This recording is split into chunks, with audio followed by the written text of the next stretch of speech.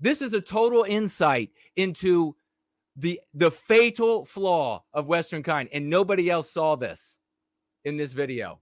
My God.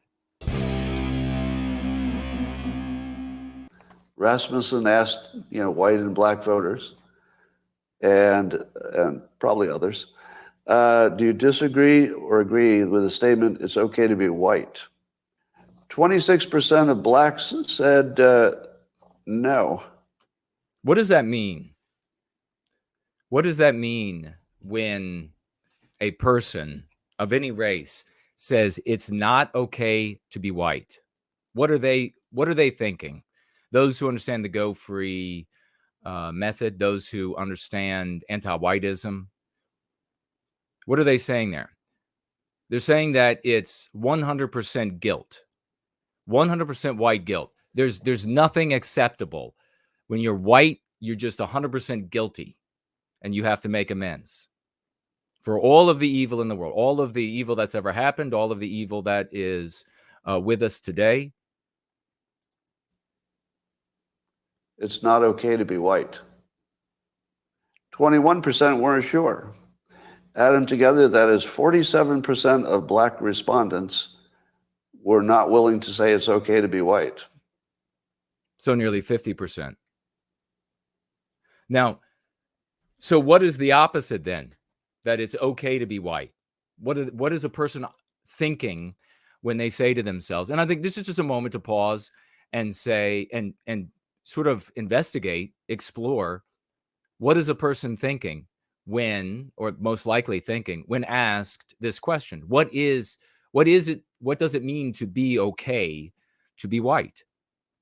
It means, of course, if it's okay, that you can be proud, that you could maybe stick together, you could maybe defend yourselves as a group.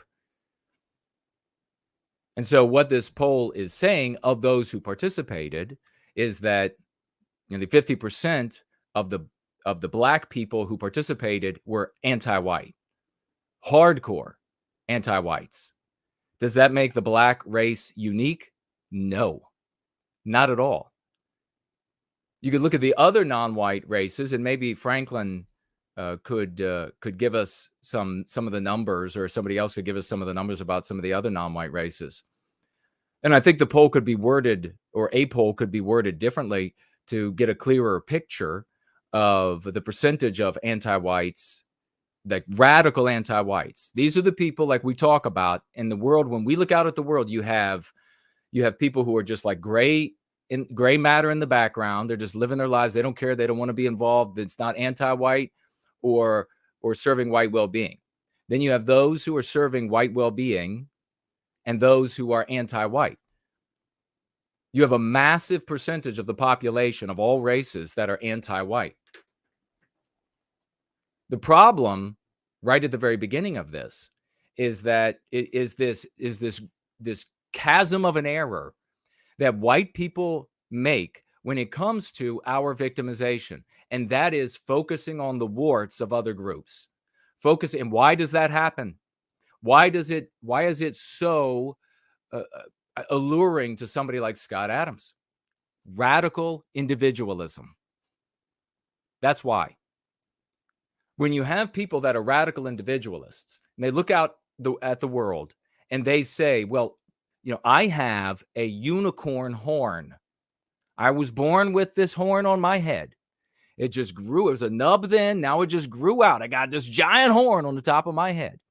And everybody with a giant horn on their heads, like me, well, they get physically attacked by this group of people or that group of people.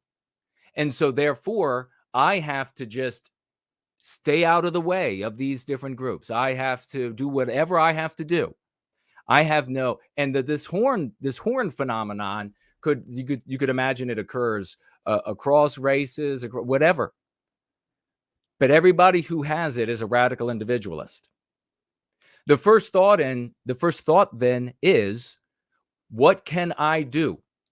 And Scott Adams is going to reveal some things about himself in this short part of this video that he made vis-a-vis this poll. So I realized, as you know, I've been identifying as black for a while, years now, because I like to be on the winning team. What does that tell you right there? Is that somebody who cares about Western kind? Is that somebody who cares about his people, who's identifying with his people? Or is that a radical individualist?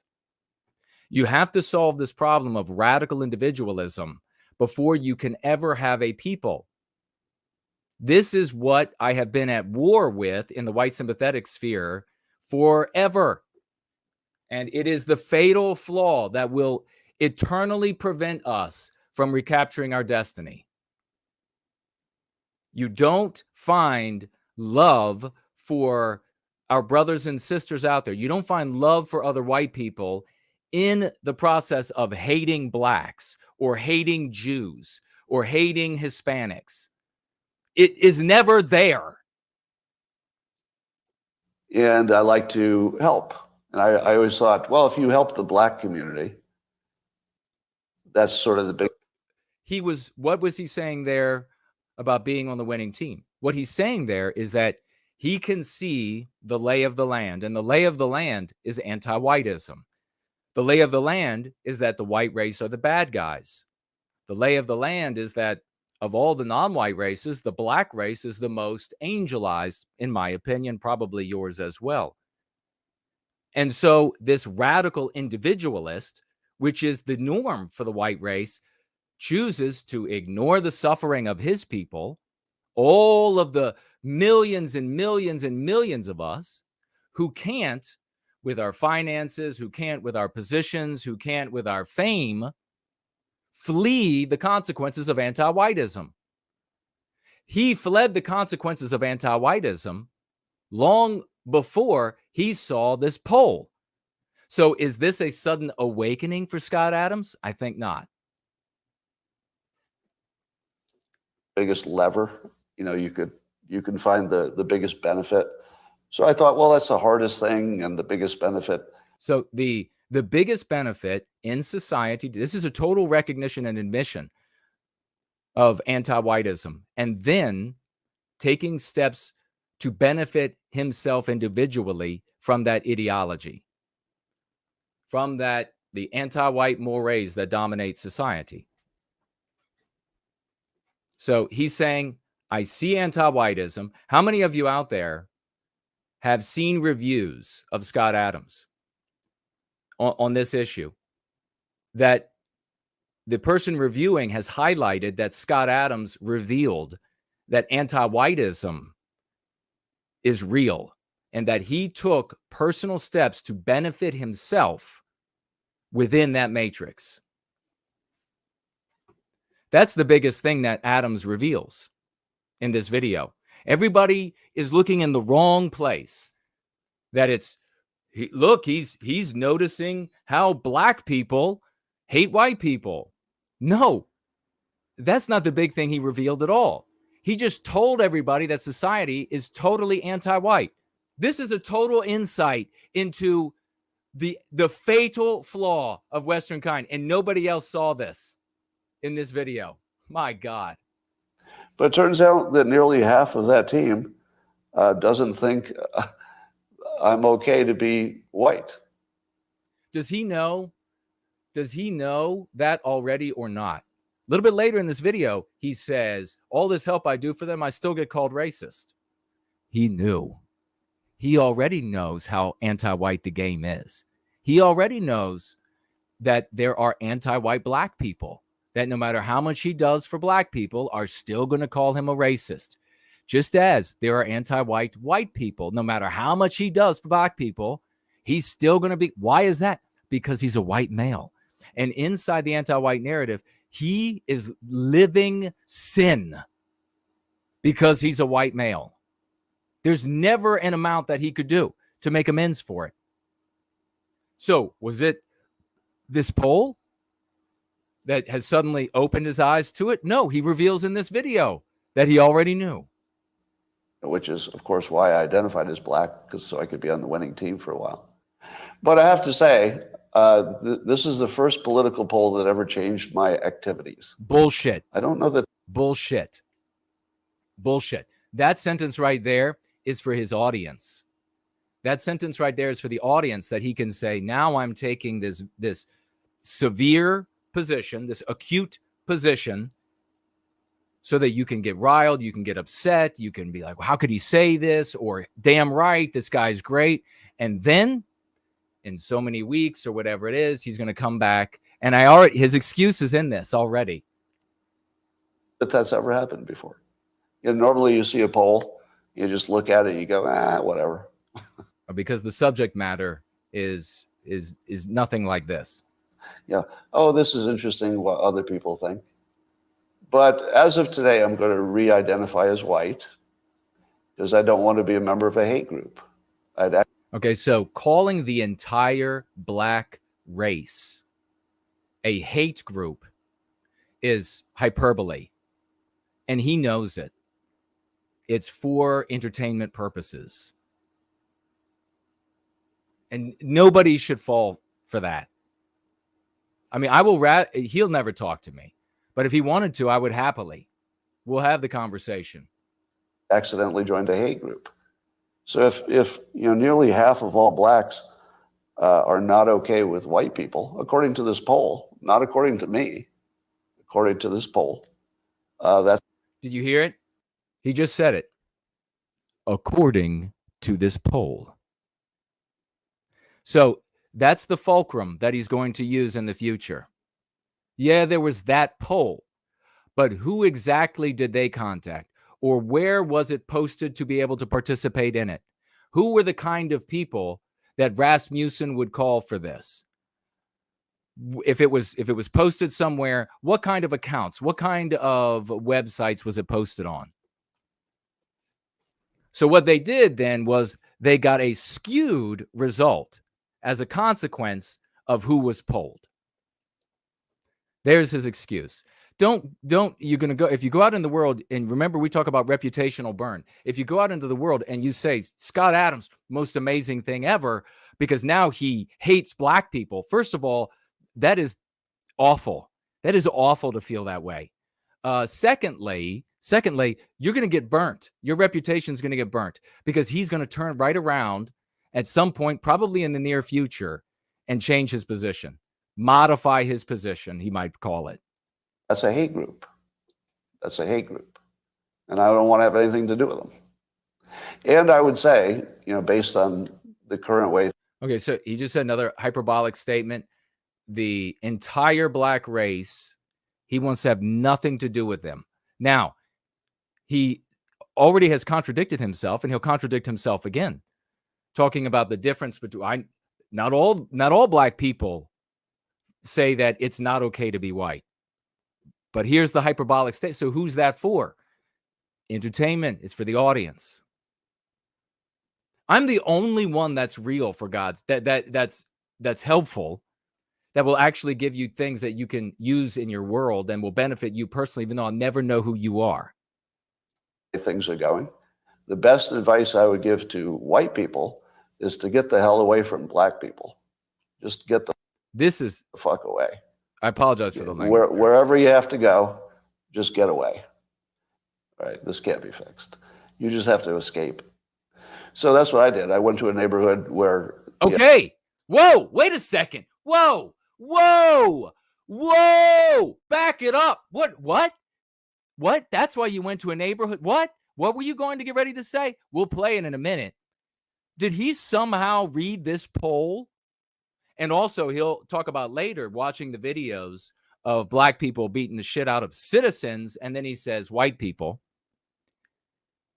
Did he somehow watch those videos and read this poll and then get in the time machine that you find in every bucket of Kentucky Fried Chicken, head backwards in time, and then move into a neighborhood that he felt would be free of this because there weren't violent people in it? He just revealed he already knew that if there are groups of people out there that on average are going to behave more violently or less violently, that your radical individualist self is going to move to areas that have the less radical, the less violent activities, right? Oh, he just found this out. He's finally waking up. We're all waking up. I have a very low black population. Oh. Right, this can't be fixed. You just have to escape. So that's what I did. I went to a neighborhood where, I have a very low black population. Okay. So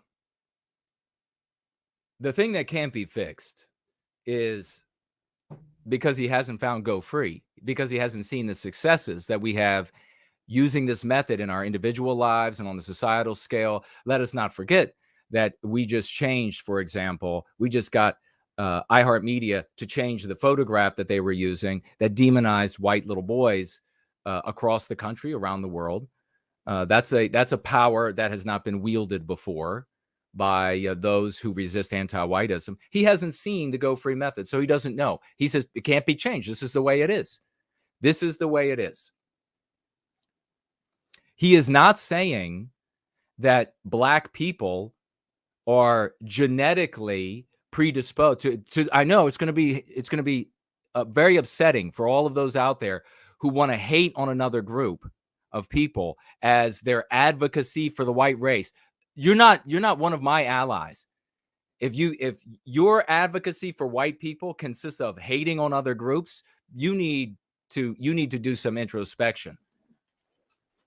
He's not saying that this can't be fixed because blacks are genetically this way, because he says that in the same short part of this video that all you got to do is get educated. All you got to do, if you get an education and the tools are available, and then those people are, if black or whatever, are just fine. So he doesn't believe, or at least he's not saying here, that this can't be resolved. He's saying that they're making choices, that a certain percentage of the black population is making choices not to take the educational opportunities available to them, and then fail to turn out like Don Lemon and the other wealthy black people that live in his neighborhood. Because unfortunately, there's a high correlation between the density, and this is according to Don Lemon, by the way. And that's another thing, getting into the Don Lemon. Why do white people do this? Because in the anti-white narrative, white people have no value. They've been dehumanized. Their opinions are immaterial. Their opinions are immaterial because they come from a demonic people, because their people have robbed and thieved and persecuted and exploited other races. And so therefore, they need to just shut up and sit down. That is anti-whiteism in a nutshell. So when white people want to give their opinion, it's one of the reasons why black and Hispanic and Arab and Asian conservative content creators, it's why white people will push them up on stage. It could be one in the audience, they'll push them up on stage and then celebrate them endlessly. It's why when a white man with Germanic features, me or others like me, give our opinions in a way that is not within the and submissive to, then yielding to the anti-white narrative, all these white millions of people, they ignore. Scott Adams would ignore. He's not going to say, you know what Jason Kuna says. He's not going to say, he's going to say, my opinion is legitimate because a non-white person agrees with me. Now, what do we know about that from the Go Free method? We know that it doesn't work. When a non-white person holds an opinion at variance with anti-whiteism, or in any way could inhibit anti-whites from inflicting harm on white people, anti-whites and anti-whiteism condemns the non-white person. Very often will even call them things like white supremacists. So what is the true objective then of this ideology? It is to victimize white people. It's not that non-white people have valid opinions because they are from long suffering and wrongly put upon groups of people, which is what they will tell you, which is what they will use as pretext. No, it's just to victimize white people, demonstrating that those arguments were just pretexts to get to that outcome. Unfortunately for Adams, he doesn't realize that even citing a non-white person, Don Lemon in this case, even citing him doesn't make him right. So here I'm just quoting Don Lemon when he notes that when he lived in a mostly, I have no self-worth. I'm white. I have no value. I know my opinions don't matter. But this other non-white person has opinions. and they accord with mine. So listen to what I have to say. The black neighborhood, there were a bunch of problems that he didn't see in white neighborhoods. So even Don Lemon sees a big difference in your own quality of living based on where you live. Okay.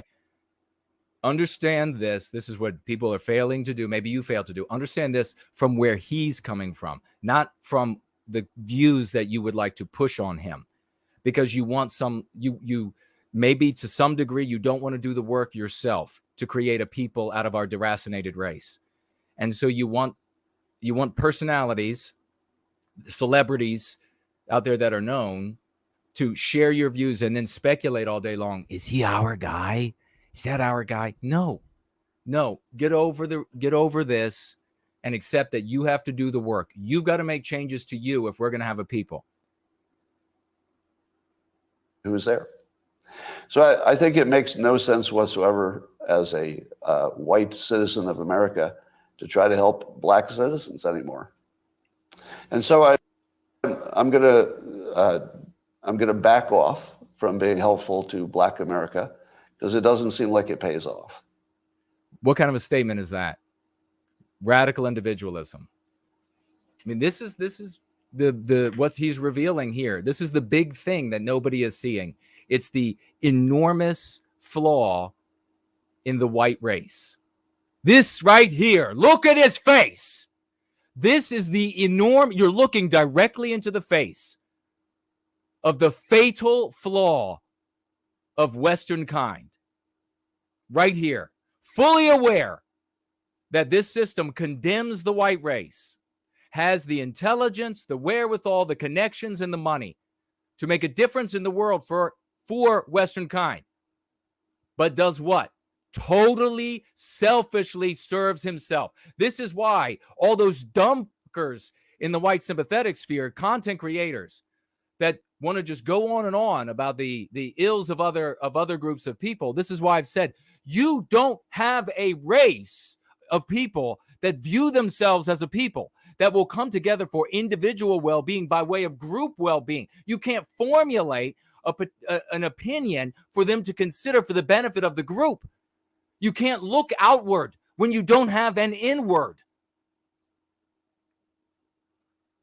Like I've been doing it all my life, and the only outcome is I get called a racist.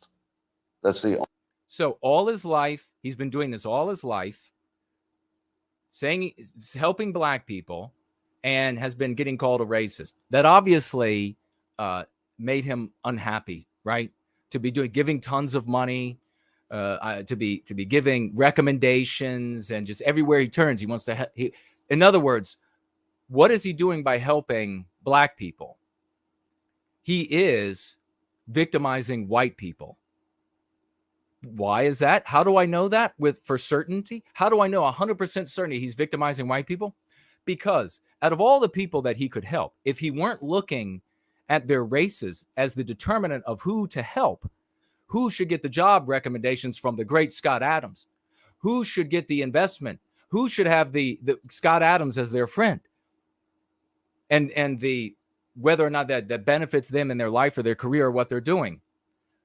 Some, maybe many of those people, at least based on the percentage of the population, the majority of those people will be white. So he went out of his way to victimize white people so that he could help black people, which was really a payment to benefit his individualistic self. Where is the white guy right now that should have had, and there'll be many that should have had the Scott Adams referral, and maybe would have had because of the money he would have been making as a consequence, would have had a lovely wife, and maybe she'd have a child and another one on the way, or who knows about that guy. Where is he today? Is he one of the white guys that has committed suicide in the skyrocketing suicide rate of white males in the West and in the United States? Is he one of those guys?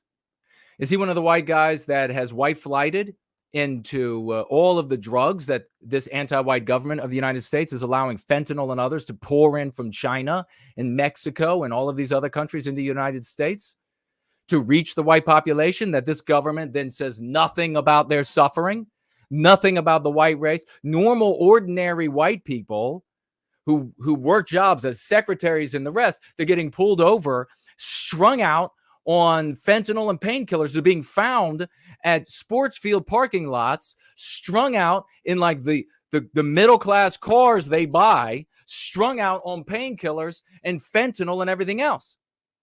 Nothing being said about it because it's only white people. So maybe that's where the white guy, if we're imagining one white guy right now that should have had the referral from Scott Adams.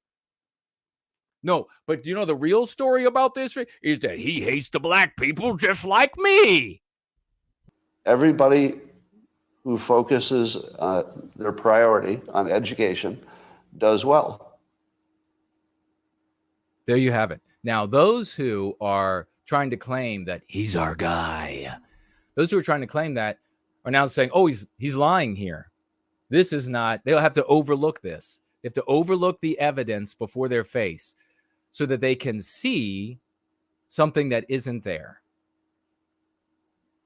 If anybody in the... And by the way, I'm not saying that Scott Adams is awful or that anybody should hate him, or I'm saying that the service he has done with this video is to reveal to us, everyone who has the eyes to see, and now that you've heard me talk about it, you know, the fatal flaw in Western kind, in us. And secondly, that might have revealed to you, if you think that advocacy for our people, if you think that putting an end to our victimization is found in seeing the warts in other races, then you're learning through, by way of this video, that you have been on, and to whatever percentage or degree, an error, a path that will just lead you to perdition every time. Rest assured that for well over 100 years, people have had this thinking. Focus on the other races, talk about how bad they are, and then things will get better. And then suddenly it'll be all better. How does that happen? Well, I don't know. Always a God of the gaps moment. They can never tell you. It can't get better that way.